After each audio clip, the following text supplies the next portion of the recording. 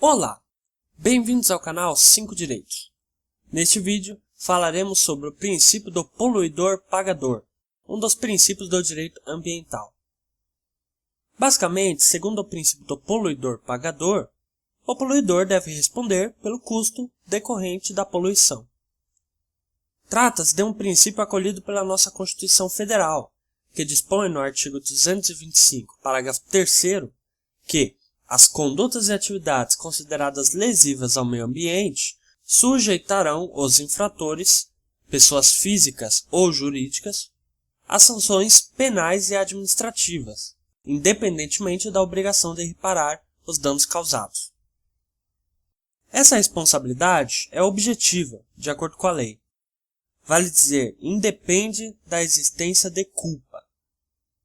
Em concurso de 2012 para técnico administrativo do IBAMA, a banca CESP colocou um item que considerava necessário provar a culpa do degradador para impor a obrigação de reparar e ou indenizar os danos causados ao meio ambiente e a terceiros. O gabarito, portanto, era errado. Vários concursos já perguntaram se a noção de poluidor-pagador equivale a de pagador-poluidor. Vejam, o fato do poluidor ser obrigado a arcar com os custos que ele provocou não implica em dizer que, se ele arcar com os custos, pode poluir ou causar danos ao ambiente. O princípio encontra-se no enunciado número 16 da Declaração do Rio de Janeiro de 1992, que já foi cobrado pela CESP em concurso para juiz.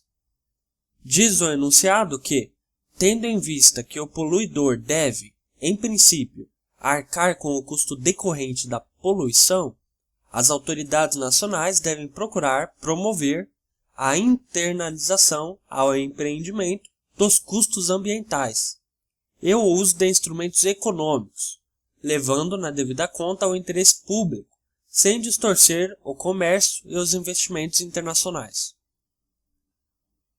A matéria foi cobrada também em 2011 pela VUNESP, em concurso para juiz do Tribunal de Justiça de São Paulo, em questão que pedia a vinculação deste princípio com a seguinte assertiva: internalizar os custos resultantes dos danos ambientais, ou seja, levá-los em conta na elaboração dos custos de produção e, consequentemente, assumi-los.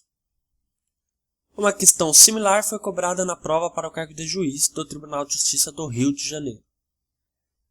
A CESP cobrou a matéria em 2014, em concurso para analista legislativo da Câmara dos Deputados, considerando certo o item que dizia que, entre as finalidades do princípio do poluidor-pagador, destaca-se a imposição ao poluidor da obrigação de recuperar e ou indenizar os danos ambientais causados. Em 2013, a VUNESP também cobrou a matéria em concurso para juiz do Tribunal de Justiça do Rio de Janeiro.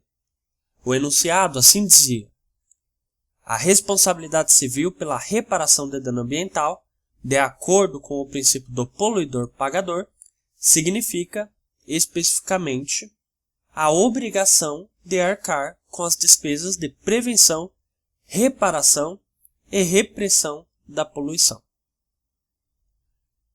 A questão foi criticada por muitas pessoas que argumentaram que a alternativa que dizia acumulação da reparação por danos materiais e morais também estaria correta.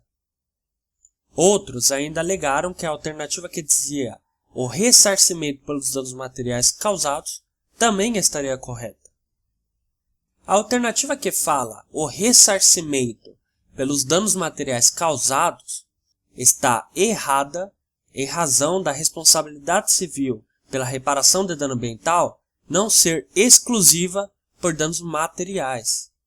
Não se trata especificamente do ressarcimento pelos danos materiais causados, mas de ressarcimento por danos. A alternativa que diz acumulação da reparação por danos materiais e morais também está errada. Atentem para o enunciado. Ele pede o que significa especificamente a responsabilidade civil pela reparação de dano ambiental, de acordo com o princípio do poluidor-pagador. Responsabilidade civil não significa cumulação de reparação. Significa responsabilidade, uma obrigação de arcar com alguma coisa. No caso, a obrigação de arcar com os custos advindos da poluição.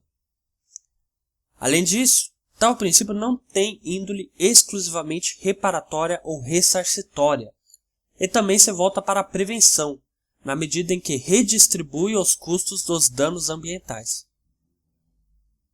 A Fundação Carlos Chagas, em 2015, trouxe a discussão de volta em prova para juiz substituto do Tribunal de Justiça de Alagoas. Uma questão consistia em dizer que a licença prévia concedida pelo órgão ambiental para a implantação de um aterro sanitário traz uma série de medidas mitigadoras e compensatórias que podem ser impostas com base no princípio do poluidor-pagador. Para muitos, em razão desta linha de pensamento que considera tal princípio como voltado exclusivamente para a reparação, consideraram que também estaria correto falar que não são medidas cabíveis na fase da licença prévia. Vejam, a licença prévia estabelece os requisitos básicos e condicionantes a serem atendidos nas próximas fases de sua implementação.